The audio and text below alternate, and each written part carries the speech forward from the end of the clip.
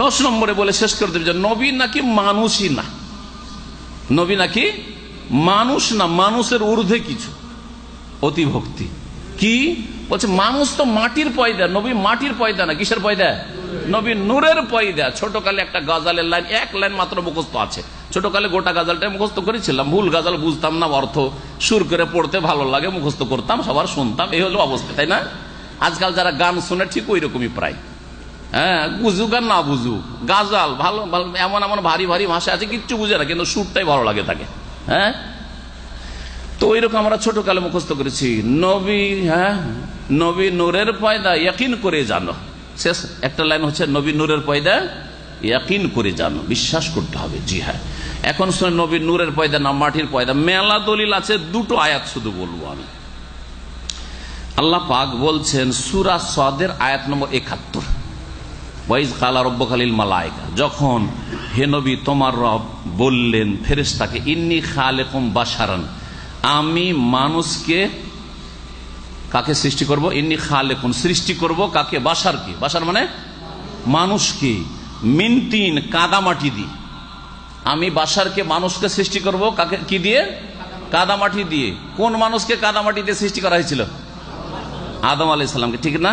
তাহলে আদম কি দিয়ে সৃষ্টি হয়েছেন? হ্যাঁ, মাটি দিয়ে, এটা তো জানলেন। আর আদম কে যে সৃষ্টি করবেন তো আদম বলেননি, আদমকে কি বলেছেন? শব্দটি বাশার বলেছেন। কি বলেছেন? এ কথা বলেন যে আমি আদমকে সৃষ্টি করব, হ্যাঁ, মাটি দিয়ে। বলেছে ইন্নী খালিকুন বাশারান, আমি মানুষকে, বাশারকে সৃষ্টি করব, মানুষকে সৃষ্টি করব কি দিয়ে? কাদা দিয়ে, মাটি দিয়ে। এটা সূরা সাদের আয়াত 71।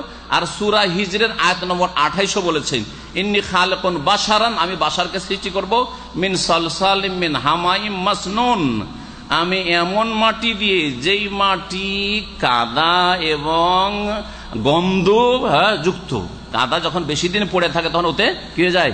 গন্ধ হয়ে যায়। এইরকম মাটি এবং আঠা আঠা ভাব হয়ে গেছে, হ্যাঁ, পায়ে লেগে যায়, ছুটতে চায় না, ওই রকম মাটি দিয়ে আমি তৈরি করবো। আল্লাহ পাক বলেছেন, এই শব্দগুলো এখানে উল্লেখ করেছেন। কাকে সৃষ্টি করবেন বলেছেন? এখানে বাশারকে সৃষ্টি করবো বলেছেন, তাই না? বাশারকে তিনি আদম। এখন নবীকে আল্লাহ কি বলেছেন? বাশার বলেছেন না মালাক বলেছেন?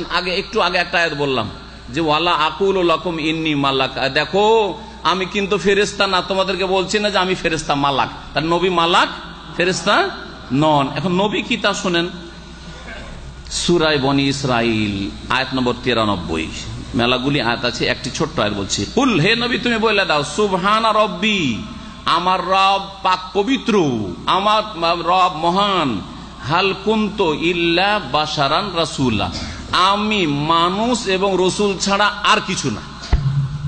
এর চাইতে স্পষ্ট কিছু না। হাল কুনতু, আমি কিছু নই, ইল্লা, একমাত্র কি, বাশারান, ভালো করে মনে হয় কি শব্দ এলো? বাশারান, বাশার, রাসূল। কি বললেন? নবীকে, মুহাম্মদ সাল্লাল্লাহু আলাইহি ওয়াসাল্লামকে বলেন, আপনারা বলেন কে? বাশার এবং রাসূল, বাশার এবং রাসূল। এই আয়াতকে রাখেন সূরা বনী ইসরাইল, হ্যাঁ, আয়াত নম্বর 93। আরো মেলা আয়াত আছে কোরআনে কারীমে নবীকে বাশার বলা হয়েছে, কিন্তু একটা আয়াত মনে রাখেন। আর আগের যে 2 আয়াত বললাম, ওই আয়াতে কি বলা হয়েছে? বাশারকে কি দিয়ে তৈরি করব? আমি মনস্থ করেছি, আমি ইচ্ছা করেছি। আল্লাহ বলছেন আমি বাশারকে তৈরি করব কি দিয়ে? মিন তিনিন, মাটি দিয়ে। নবী হচ্ছেন বাশার, আর বাশারকে তৈরি করব কি দিয়ে? মাটি দিয়ে। তার নবী কিসের তৈরি? মাটির তৈরি। বোঝা গেছে? নূরের তৈরি বলে বেশি সম্মান করা হয়। ফেরেশতা কিসের তৈরি? নূরের তৈরি, হ্যাঁ, ঠিক না? আদম কিসের তৈরি? মাটির তৈরি। ফেরেশতাকে আদম সিজদা করেছিলেন না? ফেরেশতাকে আদম সিজদা করেনি কি? ও, আমি উল্টা করে দিয়েছি, তাই না? উল্টা করে দিয়েছি, হ্যাঁ। তো যাকে সিজদা করা হলো সে বড় না যারা সিজদা করলো তারা বড়? যাকে সিজদা করা হলো সে সব বেশি সম্মানিত, ঠিক না? তো আদমকে যখন সিজদা করানো হইলো ফেরেশতাদের দিয়ে, তাহলে আদম হচ্ছে, বা আদম সন্তান হচ্ছে বেশি সম্মানিত, ঠিক কিনা?